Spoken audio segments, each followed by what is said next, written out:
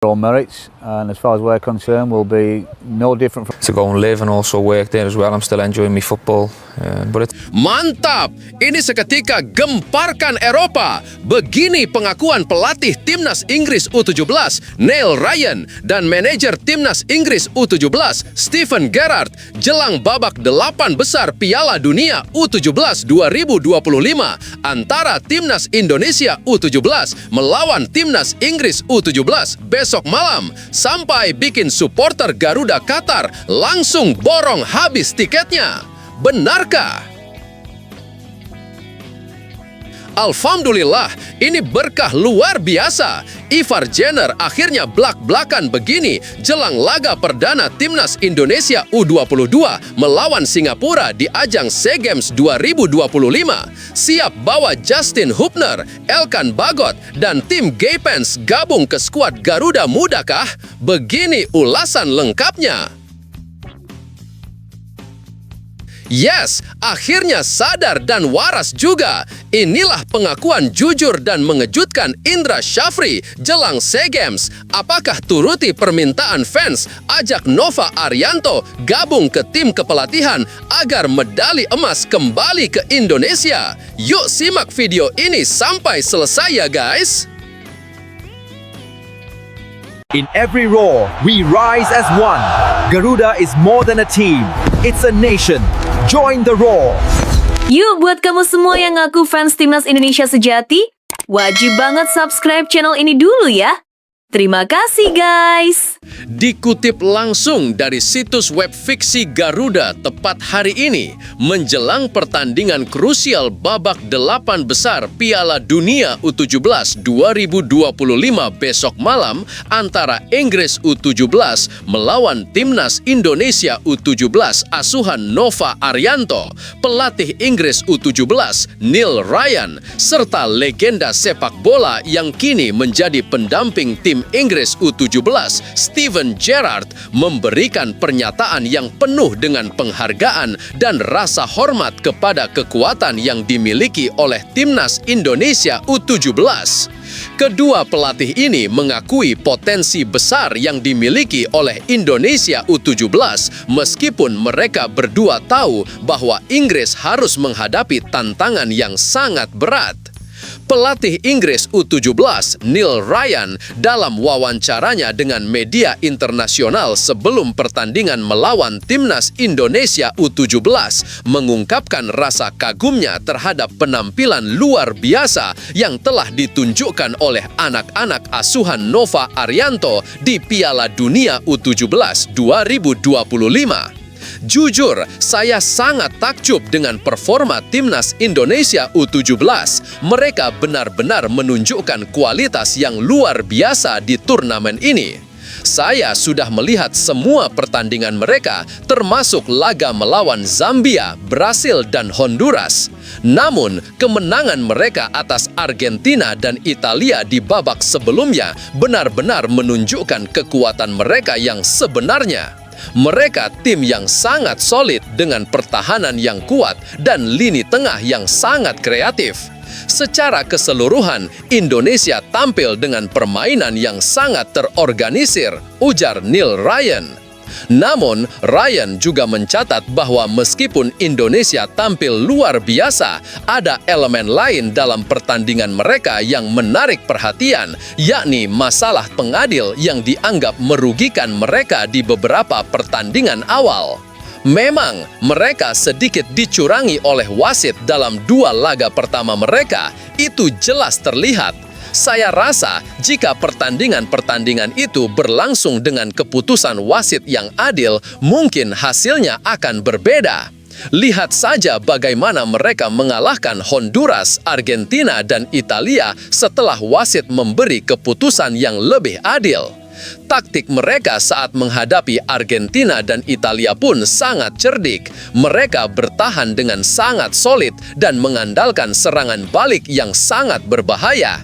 Itu adalah cara yang sangat efektif dan saya harus mengakui bahwa kami agak takut melawan mereka. Kepercayaan diri kami sedikit terganggu, lanjut Neil Ryan dengan nada yang penuh kejujuran. Meski mengakui kekuatan Indonesia, pelatih asal Inggris ini juga menegaskan bahwa timnya akan berusaha semaksimal mungkin untuk menghadapi tantangan tersebut. Dia menambahkan, "Kami akan menyiapkan taktik khusus untuk melawan Indonesia.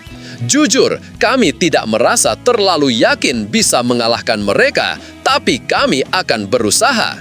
Saya berharap wasit bisa memberi kami keuntungan seperti yang saya katakan sebelumnya, karena kami tahu bagaimana Indonesia bisa tampil luar biasa jika mereka mendapat dukungan yang adil dari pengadil." Nova Arianto adalah pelatih yang hebat. Dia telah membuktikan kemampuannya dengan mengalahkan tim-tim besar seperti Argentina dan Italia. Ini akan jadi pekerjaan berat bagi kami. Ryan juga menceritakan perjalanan tim Inggris di Piala Dunia U17 tahun ini yang tidak dimulai dengan mulus. "Kami sempat mengalami sedikit kesulitan di awal turnamen ini. Kami sempat kewalahan dan tidak bermain dengan baik pada beberapa laga pertama. Namun, kami akhirnya bisa melaju ke babak 8 besar dan kami tahu bahwa melawan Indonesia akan menjadi ujian yang jauh lebih berat. Tapi kami akan mencoba yang terbaik," ujarnya. Tidak hanya Neil Ryan yang mengungkapkan kekagumannya terhadap timnas Indonesia U17, Steven Gerrard, legenda sepak bola yang kini menjadi pendamping tim Inggris di Qatar, juga turut memberikan pendapat serupa. Gerrard menyatakan bahwa timnas Indonesia U17 sangat berbahaya dan Inggris harus memikirkan strategi yang matang untuk bisa mengalahkan mereka. Indonesia U17 jelas menjadi lawan yang sangat tangguh. Kami sudah mempelajari permainan mereka dan kami tahu bahwa mereka sangat solid dalam bertahan. Strategi bertahan mereka sangat kompak dan mereka mengandalkan serangan balik yang sangat berbahaya. Kami bisa saja mendominasi penguasaan bola, tapi jelas bukan berarti kami bisa dengan mudah mengalahkan mereka. Kami tidak bisa menganggap remeh mereka, ujar Steven Gerrard.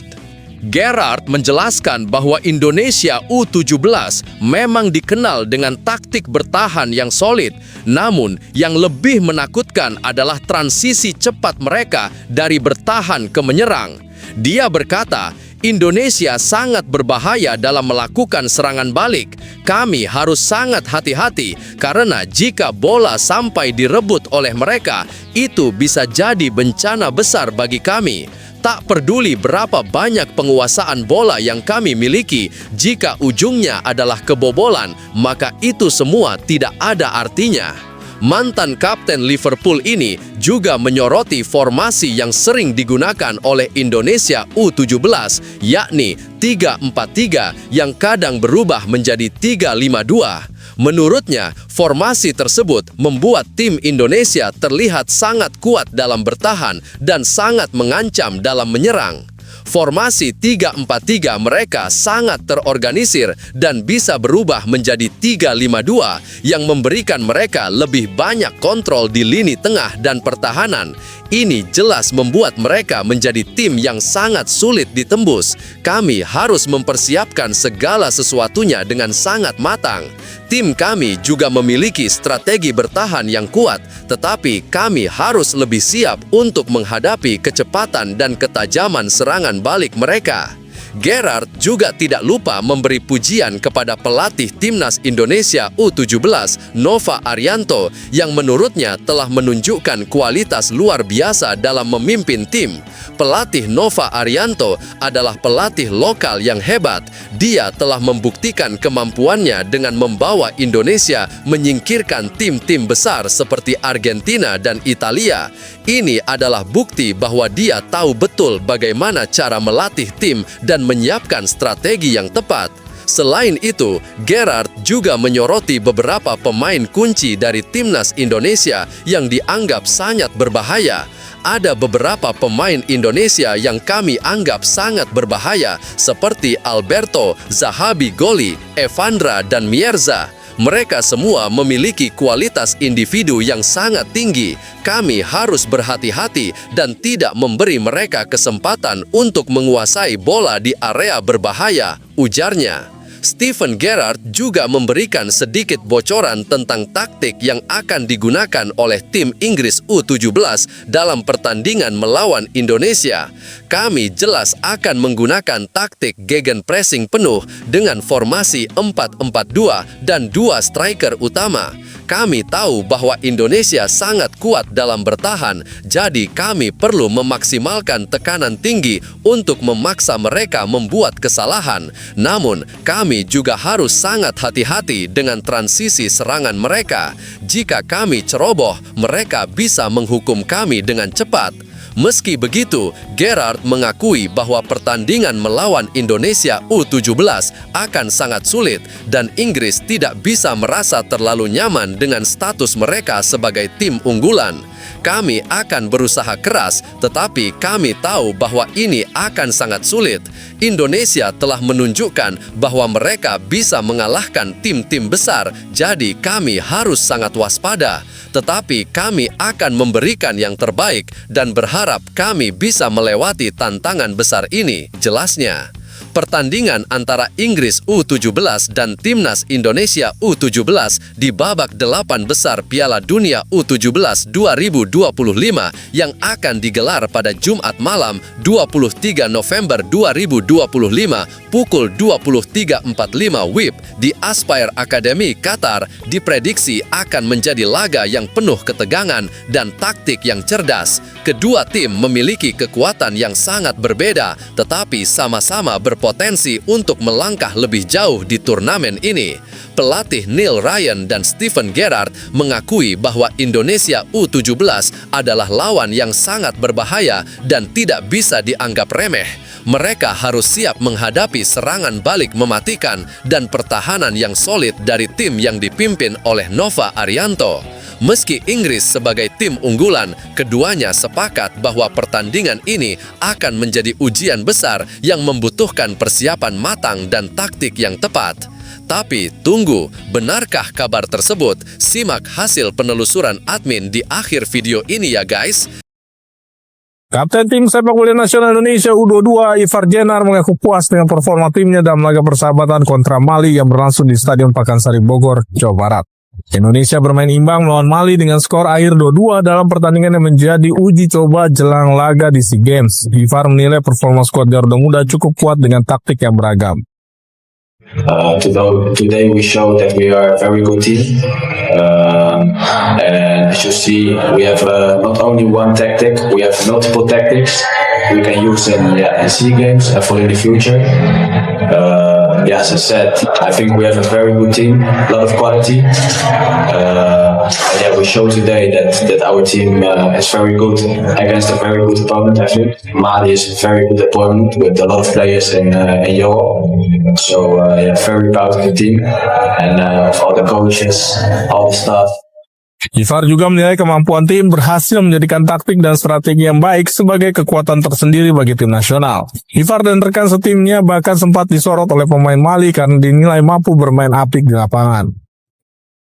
Timnas Indonesia U23 melakoni laga persahabatan kedua dengan Timnas Mali U23 pada Selasa 18 November 2025 yang berlangsung di Stadion Pakansari Bogor, Jawa Barat. Dalam laga ini, Timnas kecolongan gol cepat pada awal laga. Namun, sebelum turun minum babak pertama, Timnas berhasil menyamakan kedudukan. Bahkan pada babak kedua, skuad asuhan Coach Indra Safri berhasil mencetak gol kembali sebelum akhirnya disamakan oleh Timnas Mali dengan skor akhir 2-2. Usai pertandingan, Coach Indra mengungkapkan bahwa timnya belajar dari pengalaman menghadapi Mali pada pertemuan pertama. Kendati begitu, Coach Indra tak menampik bahwa timnya kebobolan kembali pada pertemuan kedua imbas kesalahan sendiri. Namun, sang pelatih merasa cukup puas karena dua pertandingan menghadapi Mali memberikan manfaat bagi anak asuhnya. Setelah pertandingan pertama, kita melakukan refleksi dan kita diskusi dengan para pemain, dengan tim pelatih. Ada beberapa hal memang yang harus diperbaiki. Ada error yang terjadi dan termasuk juga hari ini ada kesalahan-kesalahan yang akhirnya kita juga kebobolan. Kami terima kasih, uji coba ini sangat bermanfaat. Diketahui laga melawan Mali U23 digelar sebanyak 2 kali. Pada pertemuan perdana, Garuda Muda pun harus mengakui keunggulan Mali U23 dengan skor 3-0 tanpa balas. Kendati begitu, pertandingan melawan Mali U23 dapat menjadi bekal penting bagi Garuda Muda sebelum terjun dalam ajang SEA Games 2025 di Thailand dengan misi mempertahankan medali emas. Kondisi tim nasional Indonesia Under-22 terus meningkat jelang SEA Games 2025. Mereka imbang 2-2 kontra Mali Under-22 di Pekansari Stadium yang menjadi modal penting bagi skuad asuhan pelatih Indra Syafri. Di balik hasil tanpa pemenang itu, terdapat sejumlah pemain yang menunjukkan kemajuan signifikan dan juga layak untuk mendapatkan sorotan positif.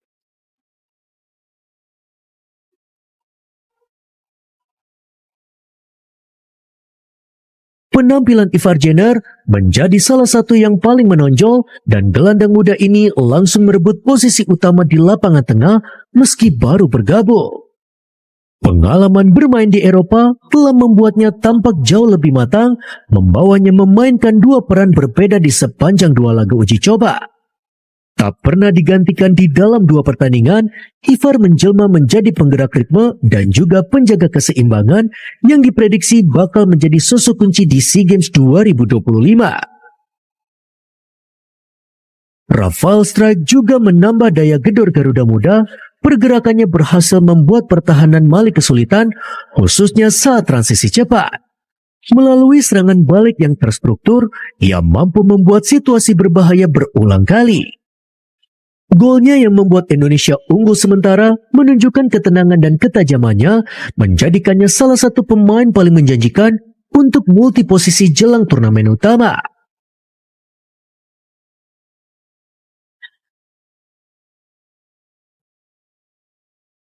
Mauro Zalstra menjadi pemain lain yang layak dapat apresiasi.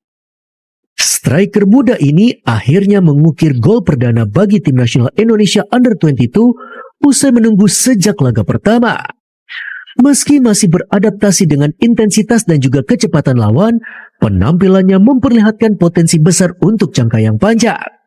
Kehadiran Zalstra di Pekansari Stadium turut memberikan harapan bahwa Garuda Muda telah memiliki opsi serangan baru yang bisa diandalkan pada SEA Games 2025 nanti. Sejarah tercipta di Piala Dunia 2026. Untuk pertama kalinya, salah satu negara di Kepulauan Karibia yaitu Curaçao sukses lolos ke Piala Dunia. Kesuksesan Curaçao berkat aksi heroik mereka menahan imbang tuan rumah Jamaika 0-0.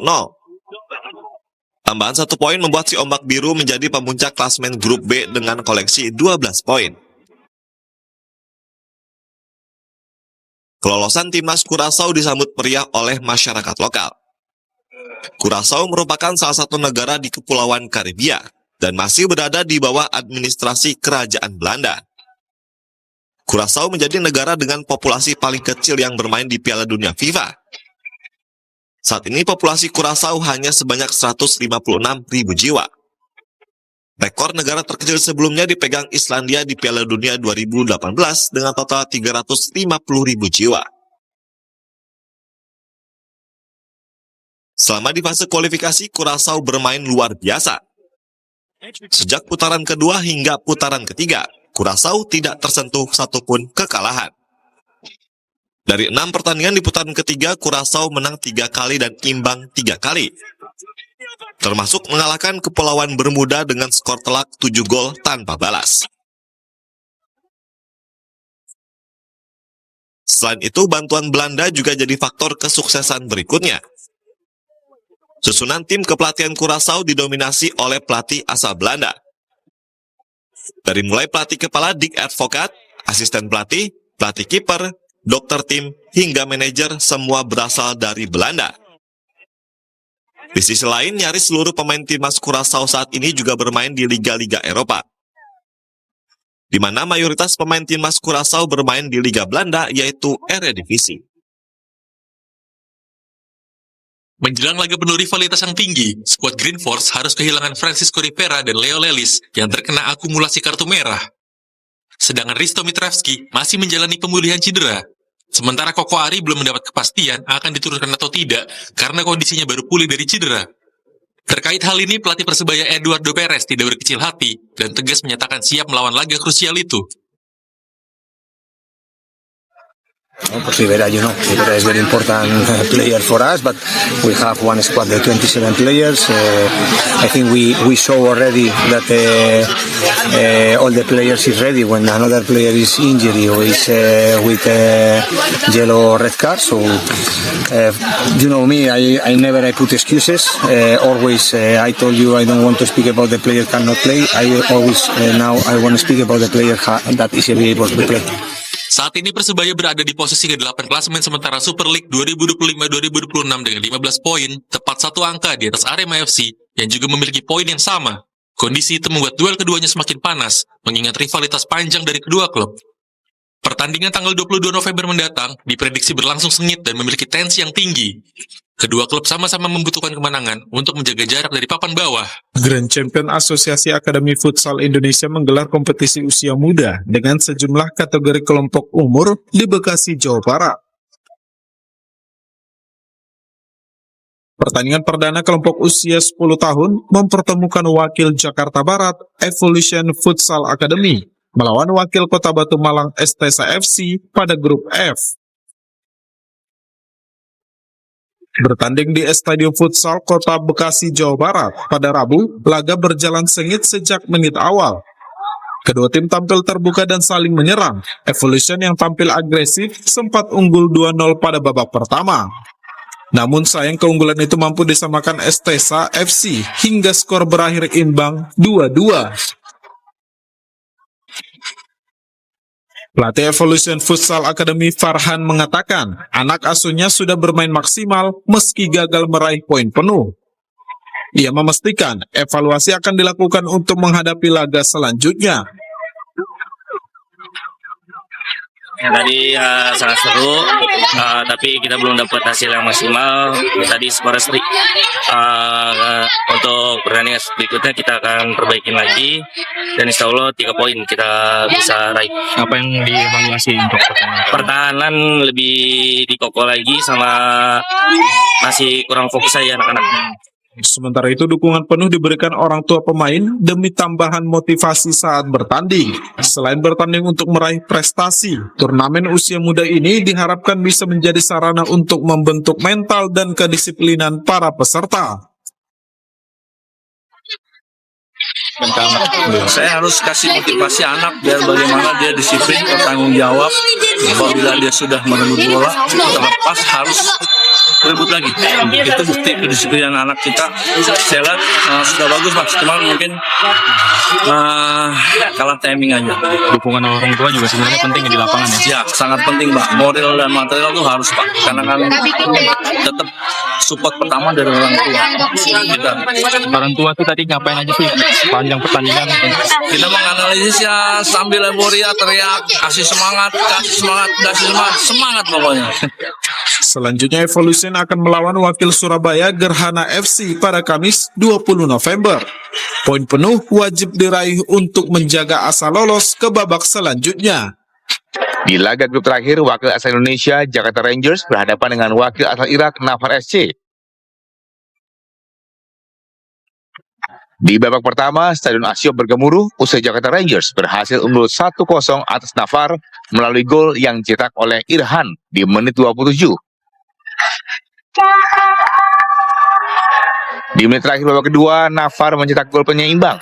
Hasil akhir Jakarta Rangers 1, Nafar 1. Meskipun gagal menang, Jakarta Rangers tetap lolos dari fase grup dan melaju ke babak perempat final usai finish di peringkat kedua grup A. Laga perempat final akan dimainkan pada Jumat mendatang. Pertandingan yang cukup ketat karena kita tahu kita nyari juara grup tapi hasilnya kurang maksimal, kita ada di runner up tapi alhamdulillah masih bisa lolos di fase berikutnya. Bagus kita dapat pelajaran di gol-gol menit-menit akhir, semoga kita bisa jadi pembelajaran kita di fokus di match berikutnya sih, jadi kita bisa lebih siap lagi. Setelah ditelusuri oleh admin, berita pertama tadi hanya karangan ya guys. Tujuannya untuk edukasi penonton karena mulai marak berita karangan yang menyebar di YouTube. Penulis juga sudah memperingatkan agar hati-hati sebelum menyebarkan video ke teman dan kolegamu semua.